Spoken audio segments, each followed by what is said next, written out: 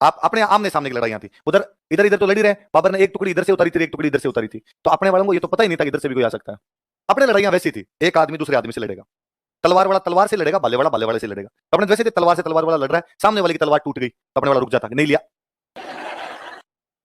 अपने वैसे गेम था तो अपने तो कि नहीं लेके आ जा, वो कहता कि नहीं तो ही नहीं, मेरे पास तो एक ही थी, चल मैं लाता हूँ, फिर अपने वाले लेके आता और कहता ये ले ले मेरे वाले ले ले, और फिर अपने लड़ लेते हैं। वैसी लड़ाइयां थी, भागते हुए पे आक्रमण नहीं करना, गिरे हुए पे आक्रमण नहीं करना, पीठ पे आक्रमण नहीं करना, सारे वो अपने धर्म युद्ध थे। और अपने ये था भाई, युद्ध में लड़ते हुए मरता है स्वर्ग जाता है, तो युद्ध में नियमों का पालन किया। शाम को सूरज ढल गया उसके बाद में कोई भी युद्ध नहीं करना, रात के टाइम में युद्ध नहीं करना। उल्टा ये था कि अपने सूरज ढलने के बाद तो एक दूसरे से मिल लिया करते थे, खाना खा लेते एक दूसरे के पास में जाके, इधर वाला उधर जा खाना खा लेता, फिर उसको सुबह लड़ेंगे। आज आपकी कितनी लगी बताओ, देखे मेरे तो थोड़ी लगी, आपके ज्यादा लगी। अपने वैसी बातें क्या करते थे। अपने था उड़ना राजकुमार पृथ्वीराज, ये अपने एक अंकल से लड़ता है, डूंगरपुर बांसवाड़ा साइड में, इसका कोई अंकल था, मैं नाम भूल गया उसका, उससे लड़ता है।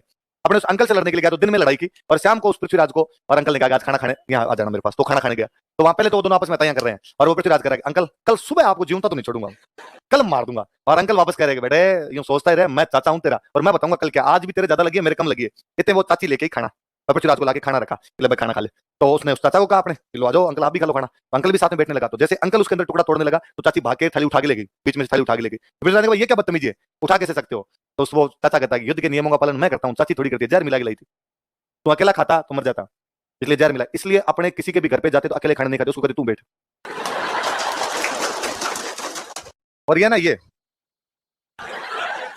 इज्जत नहीं है, ये डाउट था, डाउट कि मेरी तरफ वाला टुकड़ा तोड़ के मैं तुझे खिलाऊंगा, तेरी तरफ वाला टुकड़ा मरेंगे तो दोनों मरेंगे। ये एग्जैक्टली इसलिए था राजा महाराजाओं के, क्योंकि विश्वास होता नहीं था किसी पे, तो तू साथ बैठ और एक दूसरे को कौवे देंगे, तो मरे तो दोनों मरे, वरना तो खाने में जहर मिला दो आप किसी को मार दो यार। तो आजकल जब कोई शादी ब्याह में जाते हैं किसी के जाते हैं तो एक तो मेरे नाम से और लेना पड़ेगा, तो यूं देने लग जाते हैं, तो मुझे लगता है इसका मतलब मेरे पे डाउट है। आपको लगता है मैं आपको जहर खिला सकता हूँ यार, किस बात के तू मेरे मुंह में मुंह दे हाथ दे रहा है, मैं तेरे दे रहा हूं, तू तेरा काम है मेरा खा रहा हूं यार। ये पहले डाउट हुआ करता था, इस चक्कर के अंदर क्या करते थे, तो ये इज्जत नहीं है। तो कई चीजें क्यों चल जाती है हमें पता ही नहीं चलता।